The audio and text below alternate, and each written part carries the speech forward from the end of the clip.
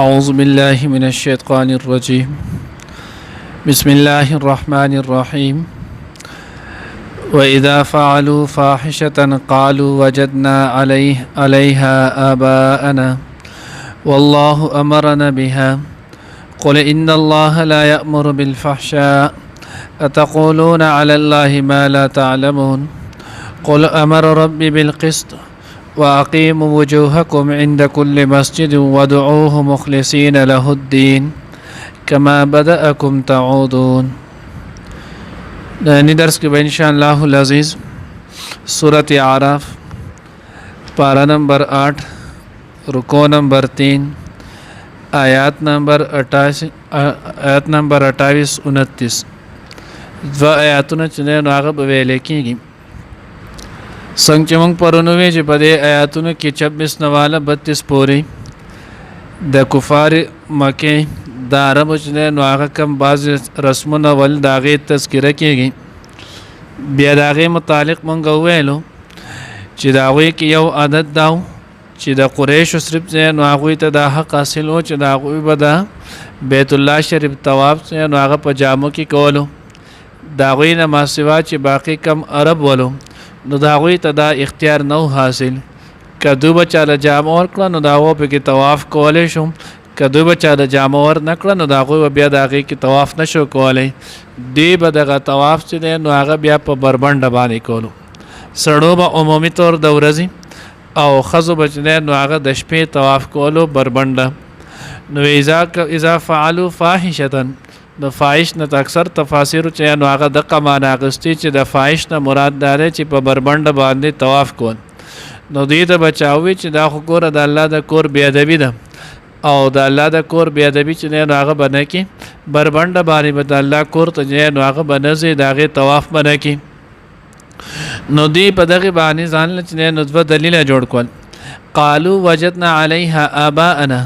والله امرنا بها. نو دی یو چې نو هغه دلیل ځان له دا جوړ کو چې مونږ ته چې نو هغه په دې باندې خپل پلار نیکه لیدلی دي، یعنې تقلید للجهال وکړلو چې په ناجایزه کې چې نو خپل د پلار نیکه چې نو هغه تقلید یې وکړلو چې مونږ د خپل پلار نیکه په نقش قدم چلیږو او د هغوی د وجې نه. نو د پلار نقش قدم باندې چلیدل دا عقل هم نه مني او صاحب عقل په نسبت باندې هم دا صحیح نه دي. که چېرته پلار نیکه چې نو هغه په یو غلط لار باندې ولو، د هغه د یو غلطو خلکو سره تعلق و، د هغه د یو غلطې نظریې سره تعلق و، نو وروسته اولاد دپاره چې نو هغه دا نه دی مناسب چې دی په دغه غلطه لار په هغه غلطه طریقه او په هغه غلطه نظریه چلیږي. دا د مکې د مشرکینو عادت ولو دیوی وجدنا علیها آباءنا، موږ خپل پلار نیکه په دې باندې منتلی دي نو موږ ځکه په دقې باندې چلیږو. الله رب العزت چې نو هغه د خبرې د سره اړو جواب ورنکو. بعضې ځای کې چې نو هغه ویلو که څنګه خیال مو کړی مخکې چې نو سورت بقره کې تیر شو افلا یعقلون. که چېرته د دې پلار او نیکه چې نو هغه نه په څه هدایت باندې او نه چې نو د هغوی څه عقل بیا به هم ته اقتدا کړي، نو بیا خو د هغوی اقتدا نشته،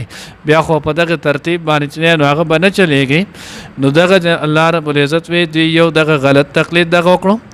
دویمو والله امرنا بها، فهم چې نو افتراء علی الله چې نو هغه وکړه په الله باندې دروغ جوړ کولو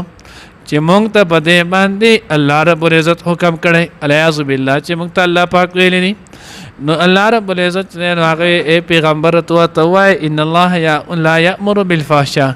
الله چې نو هغه د فحش کار چې نو هغه حکم نه کوي. تاسو ته څنګه الله حکم کړی؟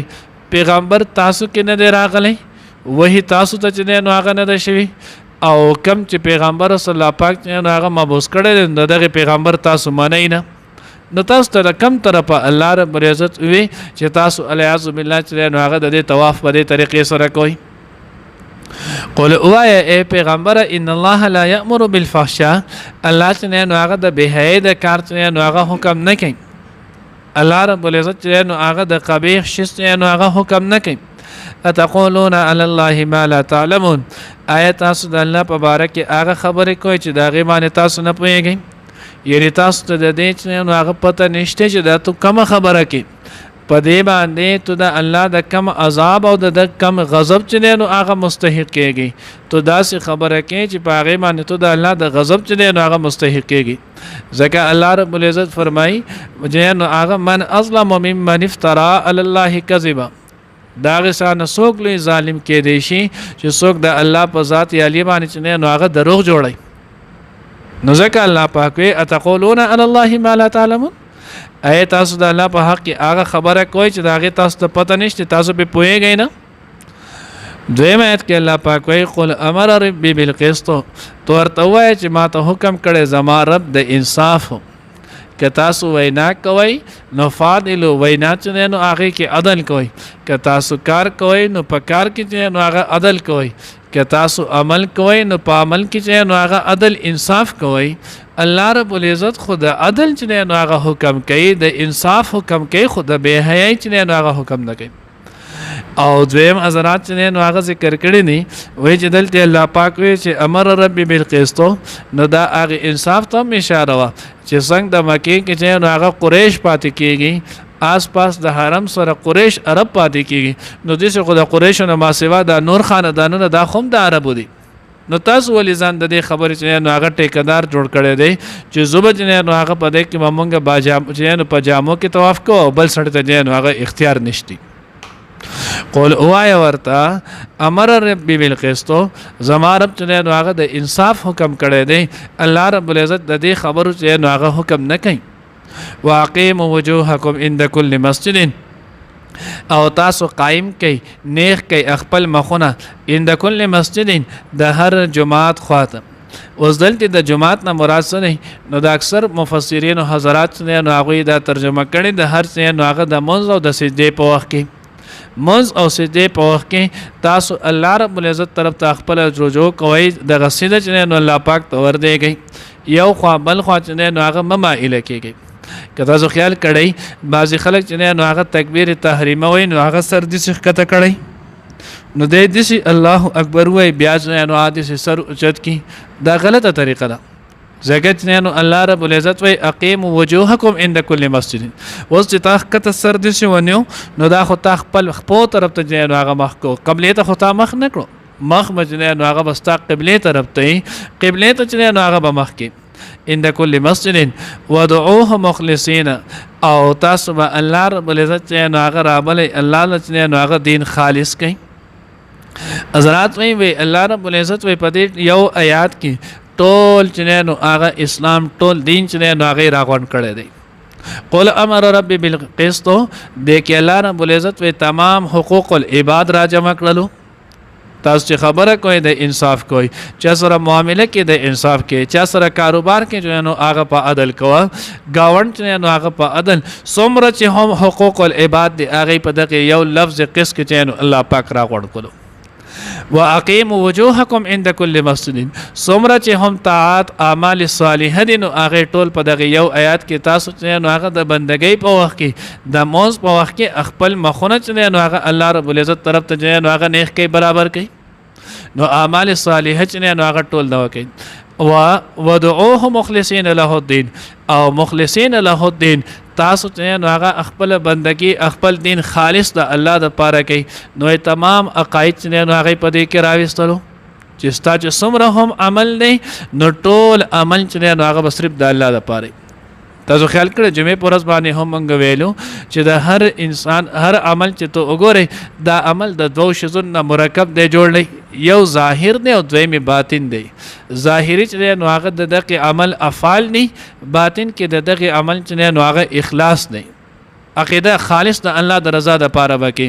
لکه اوس مونځ مونږ ویلو مثال په تور کې، نو دا مونځ دی نو کېناستل، پاسېدل، رکوع، قیام، قعده، جلسه، د هغې قرت دا د مونځ نو هغه ظاهر دی، او دې کې د الله د رضا د پاره چې نو هغه دا کول دا د مونځ نو هغه باطن دی، د اخلاص دی، مخلصین له الدین دی، الله د پاره چې نو هغه دا خالص کا. اوس که په دې کې یو بل نه نو دا کامل نه دی. ظاهري به هم چې نو هغه دقه کوي او باطنی اخلاص به هم پیدا کی. ځکه حدیث مبارکه کې راځي من صلی لیراء فقد اشرک، چا چې د ریا دپاره مونځ وکړو چې ما ته خلک وګوري ما ته خلک منځګزار وایي ما ته خلک چې نو هغه نفلونو والا وایي نو وایي دې سړی چې نو هغه شرک خفي وکړلو د چې نو هغه ریا وکړله نو دا شرک دی نو ځکه ودعوه مخلصین له الدین حضرات چې نو هغه پکې دوره پورې لیکلي دي تفسیر خازن کې چې نو هغه دام لیکلي وجوهکم عند کل مسجد وایي کچا دې ویل نو وایي دا هم چې نو هغه د لپاره مناسب نه ده ګناه وکړلو د مانځه ټیمي او دې وایي چې نو هغه اصلي فی مسجد زه په خپل جماعت کې منځ کوم ببل کې نه کوم الله وی اقیم وجوهکم عند کل مسجد موز ټیم چې کم ځای کې شو په هغه جماعت کې چې نو هغه وکم استاد محلي خپل دی هغه ځان خبر ده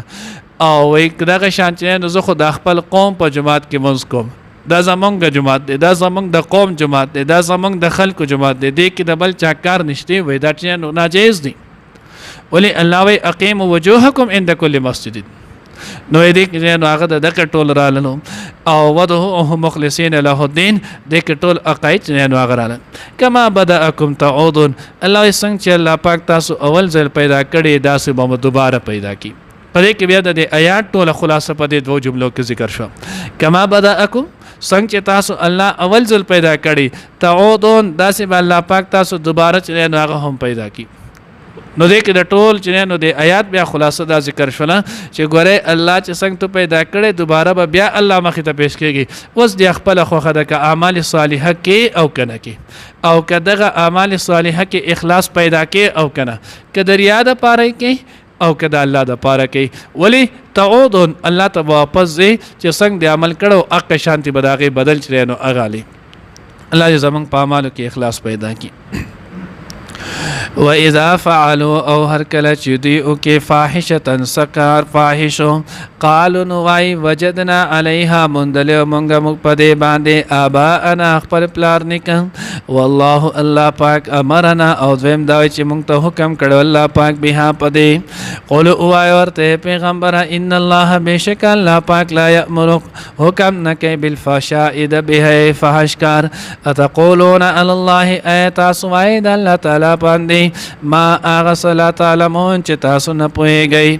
قول او ورته پیغمبر امر رب حکم کړي زما رب ماته بالقسط د انصاف واقیموا وجوهکم دا چې نیک ساتي خپل مخونه عند کل مسجد د هر منځ په وخت کې عند کل مسجد د هر سجدې په وخت کې ودعوه مخلصین او بلې خالص کې دا الله پاک د پاره الدین دین او بندګي کما بدأکم لک څنګه چې هغه اول ځل پیدا کړی تاسو ته او دون داسې به تاسو دوباره بیرته هغه ته ګرځئ